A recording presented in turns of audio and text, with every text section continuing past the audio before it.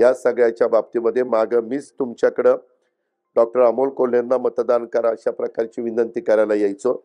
मी त्यांना दुसऱ्या पक्षातनं घेऊन माझ्या घरी नेऊन पक्षाचा प्रवेश देऊन तिकीट देऊन मी दिलीपराव वळसे पाटलांनी जबाबदारी दिलीपरावांच्यावर मी जुन्नर खेड आंबेगावची जबाबदारी टाकली होती. माझ्यावर मी भोसरी शिरूर आणि हडपसर ह्या 3ची जबाबदारी घेतलेली होती आणि त्या प्रकारे आपण ते सीट निवडून आणलं. निवडून आणल्यानंतर मलाही वाटलं वक्तृत्व चांगलं आहे, दिसायला राजबिंड आहे, त्याच्यामध्ये चांगल्या पद्धतीनं काम करतील. परंतु मित्रांनो नंतर 2-2.5 महिने 2च महिने झाले 2 वर्ष झाली आणि नंतर ते मला म्हणायला लागले की दादा मला राजीनामा द्यायचा. बोला राव जनतेने 5 वर्ष निवडून दिलं 2 वर्षातच राजीनामा द्यायचा. लोक जोड्याने मारतील राव आपल्याला. असं करू नका. काय अडचण काय नाही. मी कलावंत आहे दादा. माझ्या वेगवेगळ्या प्रकारचे नाटक असतात चित्रपट असतात त्याच्यावर परिणाम होतोय दादा. आणि मी मित्रांनो मी खोटं बोलणार नाही. मी तोंडावर असं समोरासमोर करीन. मी म्हणलं तसं करू नका दिसायला खराब दिसतंय. आता ते म्हणले मी सेलिब्रिटी आहे. या लोकांना वाटतं रोज मी तिकडं मतदारसंघात यावं. कसं शक्य आहे. मला माझी मालिका असते. मग मला त्या ठिकाणी काम करावं लागतं. मग ते कोण बघणार. माझ्या व्यवसायावर परिणाम झाला. माझ्या व्यवसायावर परिणाम झाला असं त्यांचे शब्द होते.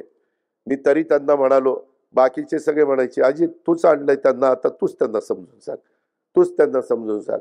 मित्रांनो असं कसं करत करत ते तर मागाशी कोणतरी म्हणलं की सुरुवातीच्या 4 वर्षामध्ये किती आले काय आले. खरं त्यांचा राजकारण हा पिंडच नाहीये. आम्ही राजकारणी लोक काय करतो एखादा उमेदवार आम्हाला पराभूत करता येत नसेल तर मग सेलिब्रिटी काढायची. दादा असं म्हणाले की सेलिब्रिटी उमेदवार देऊन आम्ही चूक केली किंवा जेव्हा उमेदवार मिळत नसतो तेव्हा सेलिब्रिटी आणला जातो. त्यात त्यांनी अनेक सेलिब्रिटींची उदाहरणं दिली. म्हणजे गोविंद असतील अमिताभ बच्चन असतील हेमा मालिनी असतील शत्रुघ्न सिन्हाजी असतील या सगळ्यांची त्यांनी उदाहरणं दिली. मी नम्रतापूर्वक एक गोष्ट दादांच्या निदर्शनास आणून देऊ इच्छितो की आपण ज्या सर्वांची उदाहरणं दिली यातील एकाही सेलिब्रिटी झालेल्या खासदाराला संसद रत्न पुरस्कार मिळाल्याचं माझ्या ऐकिवात नाही.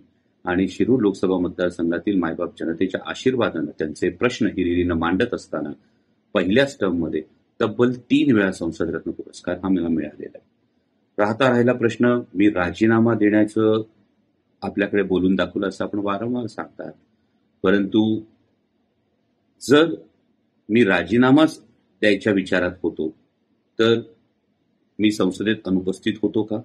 मी संसदेत बोलणं सोडून दिलं होतं का. मी संसदेत प्रश्न मांडणं सोडून दिलं होतं का.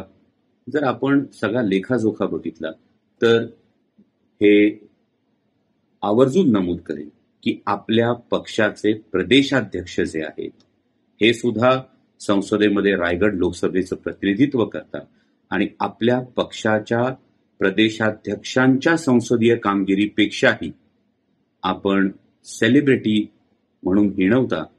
पण माझ्यासारख्या सर्वसामान्य शेतकरी कुटुंबातल्या एका मध्यमवर्गीय व्यक्तीची संसदीय कामगिरी ही आपल्या पक्षाच्या प्रदेशाध्यक्षांपेक्षा उजवी आहे.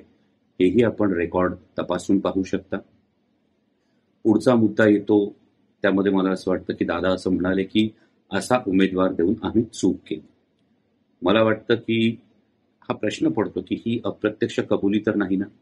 कारण ही चूक ज्या आमदारांचा आपल्याला पाठिंबा आहे म्हणून आपण पुन्हा भूमिका बदलल्यानंतर उपमुख्यमंत्री पदावर विराजमान झालेला आहात या आमदारांना निवडून आणण्याच्या दृष्टीने जी शिवस्वराज्य यात्रा निघाली होती ती तुम्ही चूक केलेला हा आज तुम्हाला वाटत असेल तर हा माणूसच त्या शिवस्वराज्य यात्रेची संकल्पना असेल ती राबवणं असेल हे सगळं तो करत होता.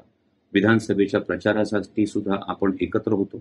इतकंच नाही तर आपली राज्य सहकारी बँकेची चौकशी सुरू झाल्यानंतरही ही शिवस्वराज्य यात्रा माननीय प्रदेशाध्यक्ष जयंतराव पाटील साहेब यांच्या साथीनं आम्ही पूर्ण केली आणि आपणच निवडणुकीचा निकाल लागल्यानंतर याविषयी कौतुक सुद्धा केलं.